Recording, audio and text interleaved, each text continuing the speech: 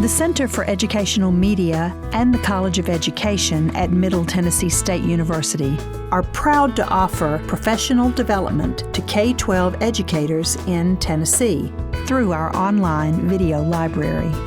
These videos are aligned with standards set by the Tennessee Department of Education. For more professional development videos, check out our website at cem.mtsu.edu.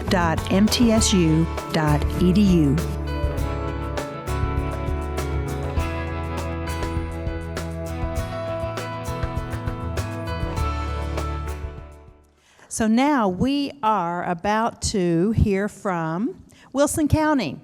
And today we have Julie Harrison, who is the ELL Federal Projects Supervisor of Wilson County. And we have ESL teachers Tracy Brown, Dawn Adams, and Tracy Thompson. And so we're going to see how they do co-teaching in Wilson County. So thank you. Let's get started. Okay. Welcome back from lunch. We are so glad to be with you today and to be at the ELL Collaborative. These meetings are so beneficial for all of us, and we're so happy to be a part.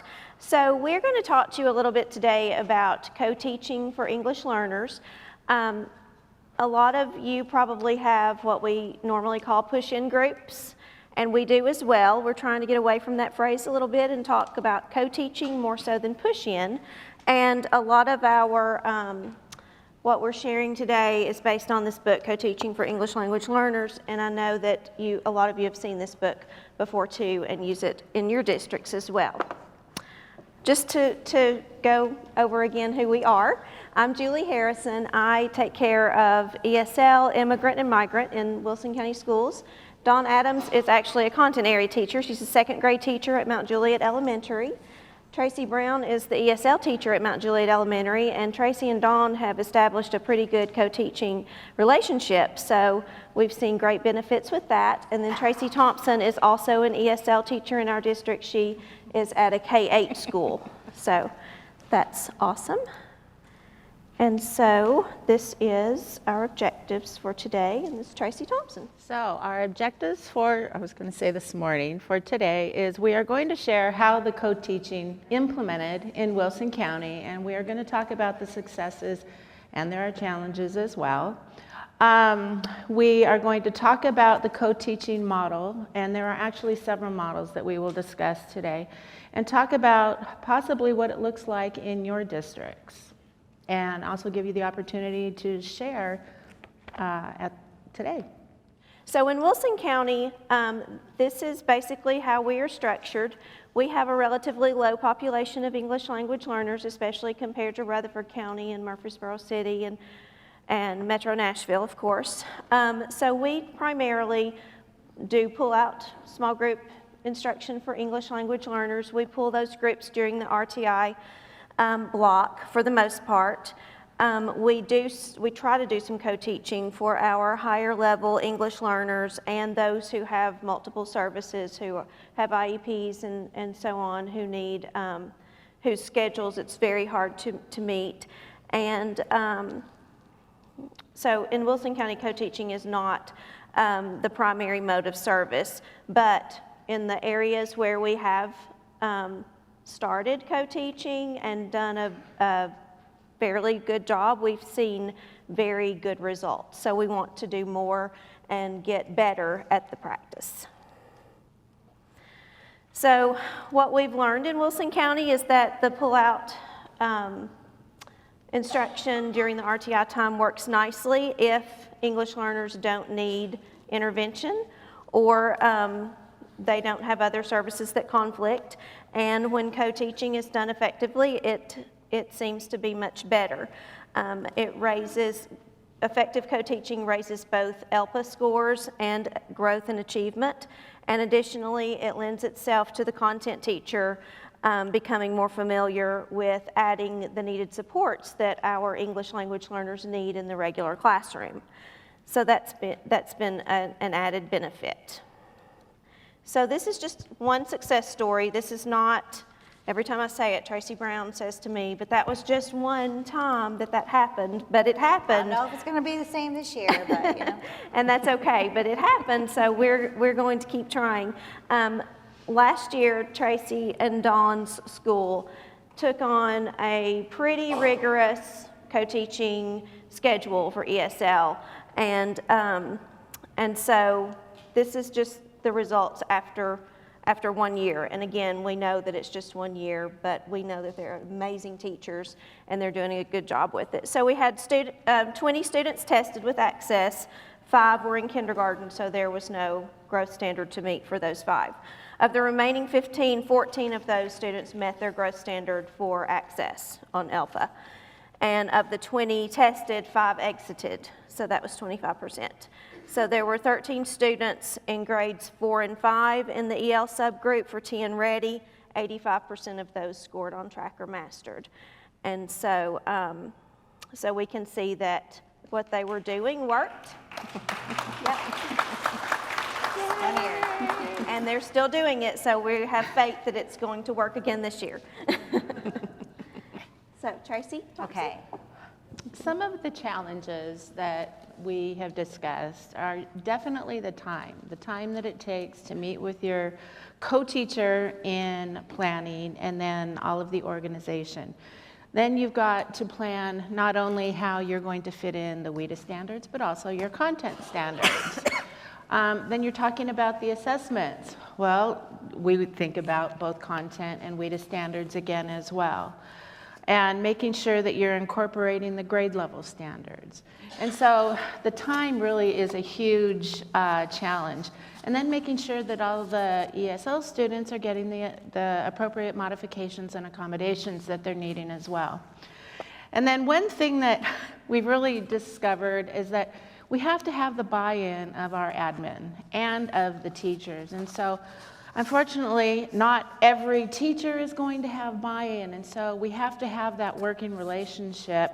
And Tracy and Dawn have got an awesome relationship. They work very well together, and so they've really made it work.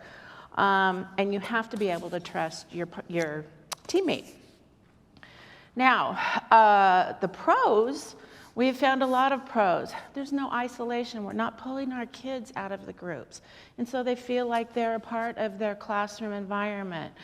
And so what Tracy and Dawn are doing is they're actually teaching together. We'll show you the different models that they use in their classroom. It lends to them teaching the language objectives as well as their content objectives. And they're able to get the rigor that our kids need in the regular classroom, so we're not watering down any of the content. And all of the students are being exposed to the front loading, the background knowledge, and all of our kids, we've heard it this morning, all of our kids need all of these strategies. It's not just our ELs. And these lend to our ILP updates where the teachers can update them. We're updating them regularly.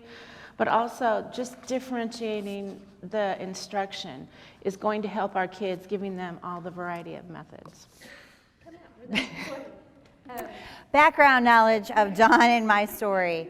I came from Metro, actually, and Metro, pretty much all the teachers at my school that I was at, we had our dual certification. So, you know, we're all certified to teach EL. And when I hopped on board in Wilson, I'm the one teacher for the entire school, and I'm very lucky that I have a manageable population. I mean, 20 is, I'm gonna be a secret, it's great, I'm not saying anything else. You know, Tracy has a much larger population than I do. And in schools in Wilson, it's a challenge for them to do what we do together at Mount Juliet. But the reason why I approached this, I approached Julie about it and my admin and the teachers. With the RTI block, the schedule is broken down, divided into 45-minute blocks. And my thinking is, the WIDA proficiency service times, 30 minutes, 60 minutes. So, didn't make sense to me. And so, in the 45-minute time that I had with them, I felt very ineffective that first year when I came from what I was doing, you know, just having the classroom, to these 45-minute group times. Something had to change in my school because at that time I didn't feel that I was doing what was best for our students. So Well, at the same time, she was saying to herself and admin, maybe this pullout is not working best for us. I was going to admin and saying, I'm fine with push-in. I've had SPED push-in, and I'm fine with EL push-in. Can we try it? And I also I did approach admin and said, our students are not just English learners when they're working with me. They are English learners all day. The gen ed teachers have them all day in all subject areas. Dawn is much, if not more, of an ESL teacher during the day than me. And so those were my arguments for approaching the admin and say, we have to change what is happening here because it's just not working for me and our students, really. It's all about the students. So currently, presently, I only pull one small group, and that's my kindergartners. So all the kindergartners leave. So I take my small group of kindergartners, but the rest of my day, I am in the classroom with my first through third. I didn't have any fourth or fifth this year because they exited, and so there's T, so even more time. So I'm pushing in for an hour at least in my day because, again, I'm able to do that. But that's when this is the model. Well, you'll see a couple models that we have done. So it actually started last year, right? I'm babbling now, so yeah. I'm going to send it over to Dawn. Okay. Some things to get started, if you're privileged enough to do it. Establishing the relationship with your co-teacher. We had a base. I saw her in the hallway, yeah. And she saw me in the hallway. Together and we had no other, like, hi, you work here, and I work here too. Okay, great. And we hit the ground running, didn't have too much time to do it, but if you have the opportunity, more conversations about my expertise is here, your expertise is here, how can we mesh? It helps. And sharing strategies of what has worked for me, what has worked for her. This co-teaching cycle is from the Dove book, and a lot of you on the Kahoot survey said you were more comfortable with the planning.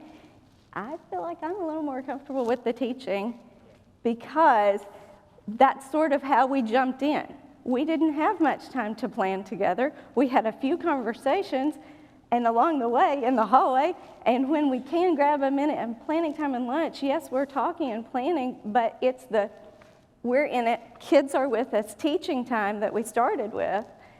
And we didn't have a common planning time last year. Right. We sort of had one for a brief moment this year, common, but it's over now, so we don't have it anymore. So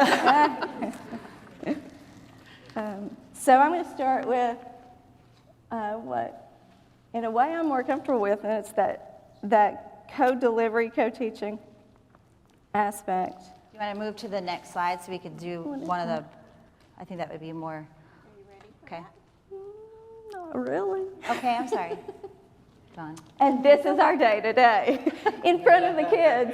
And that's actually something the Dove book talks about. In front of the kids, interrupting each other. Okay.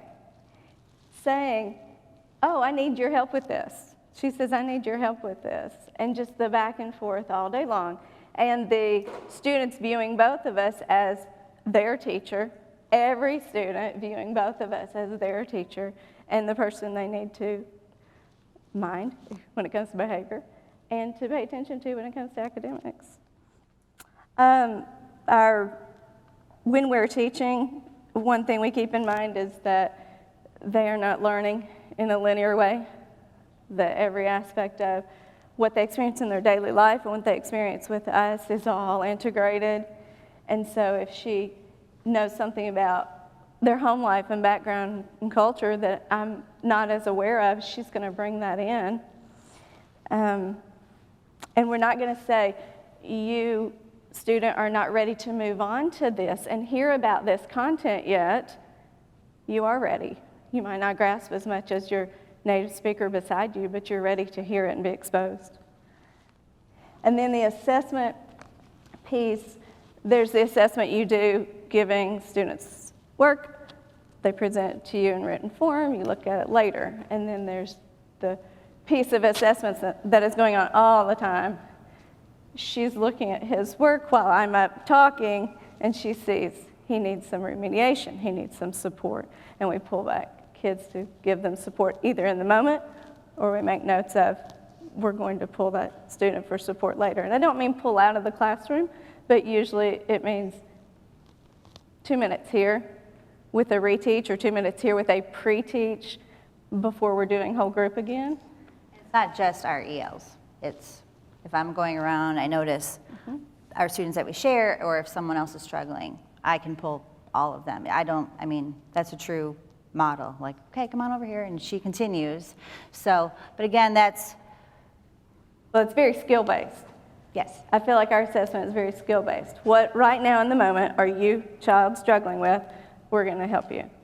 Doesn't matter if you're EL or not. But that's the big part of co-teaching, is that relationship. She's not coming over to me and looking over my shoulder, you know, that trust part and the professional, and okay, you're going to take not the EL along with some ELs, you know, she'll continue teaching. And sometimes our roles are reversed, where I'll jump in and she brings them over.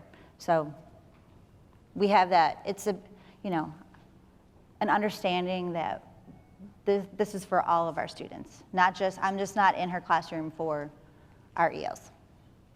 For the last two sections, the reflecting and the planning, we're always thinking of the language objectives of our ELs and the content area objectives.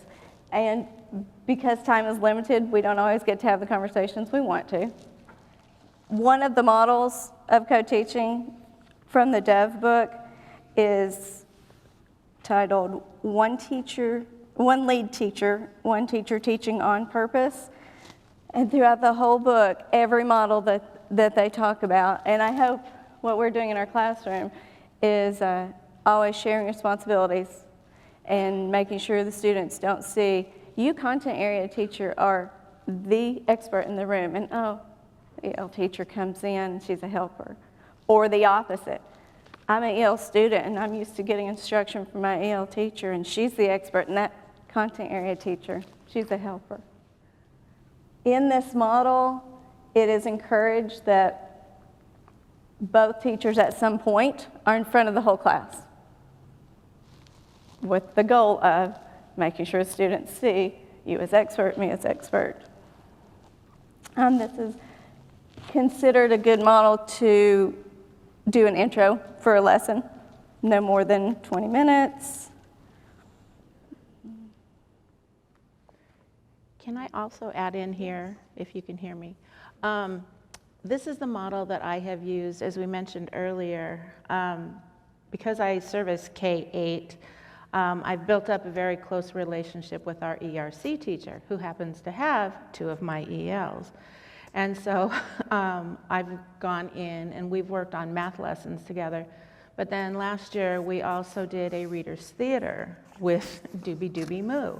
And so we can go in and do all kinds of things, and it's a matter of, and I'm not from Tennessee, and I knew nothing about co-teaching until coming aboard, but in all of my team teaching experience, these are the types of things that we did, and it's always, I have always found out that it's so much better if the kids are getting the opportunity to have an interaction with more than one adult. And I have found that even working with the ERC and the ELLs as well. Because no matter who they are, they're going to need that extra language.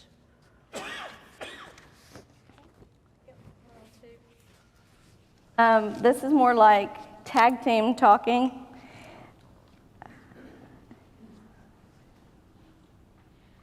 Making sure before you enter into this teaching model, you're both comfortable teaching the language objectives as well as some of the content material, which for 2nd grade level, she's most definitely an expert. If we were in high school level, the EL teacher may not be able to do that in the same way.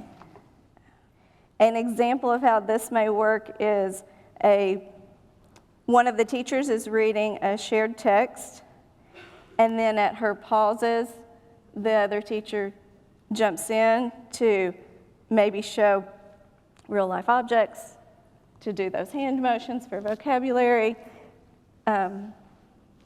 bouncing off each other.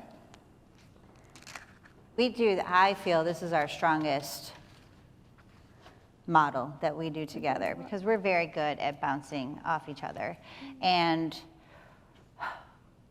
we're very open to, if we're not presenting the information, and the kids aren't grasping the standards, that we try different things. She's very open to trying new strategies with me to get all of the kids involved, but we bounce off of each other, and we don't stand up here all the time. We're always walking around, the kids there, but I feel the strongest with this model. But again, we've established this relationship for a year now, so now 2 years. And I know how she works, and she knows how I work. So that's a lot to it. That's a big component of why this is working so well for us.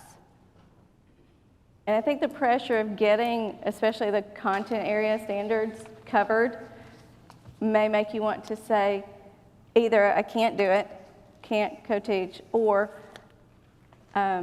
it's just not going to work at first with the defeatist attitude, but put your feet in, try it.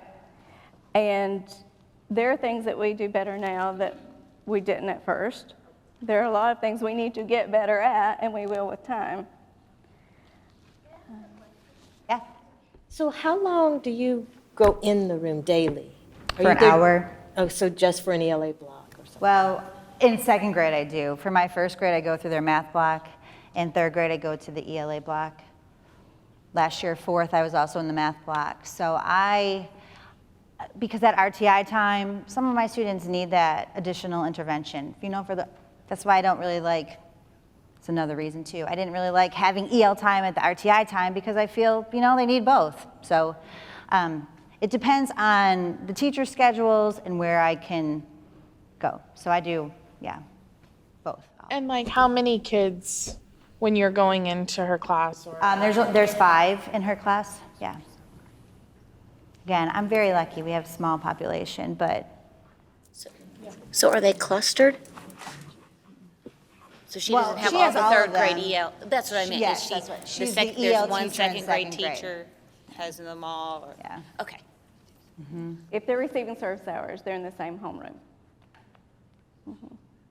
Which, well, that's a whole nother discussion, but that's just how it works, so. But What's the largest number of ELLs you have with one classroom 6 teacher? this year, 6 in first grade. Yeah. My population, well, again, I have lots of Ts, so. Oh, you're counting them too? Well, I don't go with them, I just monitor them. So I don't have the service hours that I need. So 4th and 5th, and my schedule is very flexible this year compared to last year too. So I know, but it will work with larger groups too. It really does. And what are your WIDA levels? Do you have a lot of newcomers at your school? Nope. Okay, Do that not. makes it. Knock on plastic here. And that's one of the reasons that we don't have as many pull-out groups, because we don't have newcomers Yeah, no newcomers. at this point. I did have one, when I first started, and she was with me for the most of the day. But yes. Nope. Tracy, do you have any newcomers at your school? Okay. Yeah. Several. I have But several. Tracy does it too. She has a larger population, and she's able to co-teach. So she is. Pretty much just with the ERC class. can you say what is ERC? I'm sorry, it's the extended resource, so special education. So these kids happen to be, this year, they're the middle school students, 5th, 6th, 7th, and 8th graders that are in a self-contained class for their English language arts and their math block, and then they go out into regular ed for social studies and science. And so when I have time, before I got my 2 newcomers that fit into this this group, I was able to go and co-teach with her, and it worked out beautifully. Because in that class, I was working with a 5th and a 7th grader as well as all of the other kids. So it was wonderful. I'm going to skip over and go Well, to the we're questions. running a little short on time, so we're going to skip on through a little bit. Since we've started some discussion, I think we should go on to our discussion slide. As we are going through this book together and really trying to have a true co-teaching model at our school, again, Dawn and I both believe that our teaching is the strongest part of this model. Planning we were doing a good job. We could have done a lot better, but we're at that, where we're intentional with our planning and what we want our students to, be able to do at the end of whatever day it is. The assessment part, I feel, because there's 4 parts. There's planning, instruction, assessment, and reflection. Okay? The assessment for me, I feel, is most difficult. I think our planning, because we have Plan Book. Does anybody use Plan Book for their? So we are learning how to, if you all know, you can email us, how to link up our Plan Book so we're not copying and pasting each other, so we can just type into each other's. And so I'm adding the language objectives into her Plan Book, and then she has her content. So that's actually the step that we're taking for that planning part. Okay. So we have 4 questions. We're going to have a talking chip activity and get you talking instead of listening to us talk. But if we can just share out, like in about 21 seconds, any of these questions. No pressure. Okay, 1 minute and 21. Any of these questions, like those 2 experts from before. What's working for you? What's going on? What's going well in your district? Time is a big factor, admin, buy-in. But yes. So this was before I was an ESL teacher. I was a Spanish teacher, and I had SPED support in my room, and he had done co-teaching up in Illinois. And he came in, and we did like a lot of these different models where he would start up the class, and we would, like, both of us were responsible for the kids and their behavior. And also we would do lots of stations where they would start with me and then move on to there, and then they'd work in their 3rd group. And it worked really well because it forced kids that are normally quiet to actually talk with a teacher.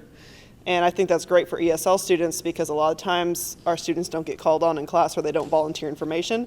But if they're in a small group, then someone can say, hey, tell me in the small group what you think the answer is. That's mine. Can you show me again by the show of hands, who does the maybe more push in than pull out at your school? Anybody push in a lot? Or is it all pull? Okay, raise your hand if you pull out a lot. Oh, okay. I have another question. Can I ask you a question? You said you went to your admin and you were like, hey, let them come in. Why? Like, what made you so open to it? Was it other good experiences, or you wanted the help, or?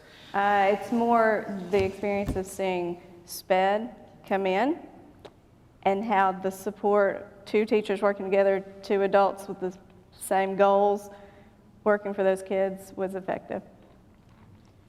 With our low population too, our content teachers they're just not exposed as much as in some larger districts, and so they're really hungry for that ESL teacher as a resource to help them understand how to modify assignments and how to implement supports in their lessons and that type thing. So they're very eager for that help. And of course, it's not for everyone. I mean, it's a personality thing too. Not every teacher is able to do that, and that's okay.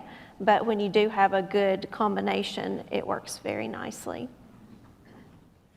I see a challenge for implementation in our school because all of our ELs, grade level, are not with one teacher. And so they're all required to get an hour a day, and That's your only time We to pull wouldn't out. be able Yes, to. and that's a little bit of a luxury for us right now. Most schools have very low population, so we do put them all in one teacher's classroom, but there's usually only 5 or 6. If there's more, we split them in 2, and if there's a lot more, every teacher has, we don't segregate them by any means. And if they change classes, it's just for the ELA block. They're mixed up the rest of the day. But that's just nice for those push-in situations. And so it's just what works. And every school's a little bit different too. Most schools have a whole hour for RTI, so it works very nicely in the pull-out scenario. Their school only has 45 minutes, so that doesn't work as nicely in their school. So, Chris? What do you do with them during your RTI block? Do they go? They stay in Tier 1, or they are going to Tier 3 for additional services, Tier 2. You do both. Do both push in and pull out for the RTI. Because they're in another place. They're the only ESL teacher in the whole school. So they're servicing other students when that group has that time. What do y'all do about claiming? Do y'all share a percentage of They the do. TVAS claim? If they're co-teaching, the ESL teacher claims a portion of that. If they're not, then they don't, because they're not getting them for Tier 1. But When I did it, if I had ESL students spread out in a grade level, they would come to just one co-teacher, like Right, during that yes. block. So we've done they a little would- bit of they that would too. transition Yeah, in. and So, that's nice yeah. if you can make it work. But sometimes they're on different schedules. Yes. They'll do like teams and swap Well, we up. have a master schedule with the RTI process, so every grade Oh, level yes, with teacher does the RTI, we do exact too. same But I'm thing. talking about in the push-in, 2 teachers in the 4th grade, 2 teachers may do reading language arts while the other 2 are doing math. And then they switch. So if you have English language learners in both groups, you can't push in with them. So we try to schedule that. Okay, our time is up. The last few slides are just some resources, the book, of course. And can we send? Absolutely. Yeah, we can. If you get that to us, we can put it out on the collaborative email list. Awesome. One of the best resources I've found is from the state, and I'm sure you have all seen this, but in case you haven't, this was in the ESL update from Jan, and it's a very good segment. So thank you so much. Thank you, Julie, Tracy, Dawn, and Tracy. Thank you very much.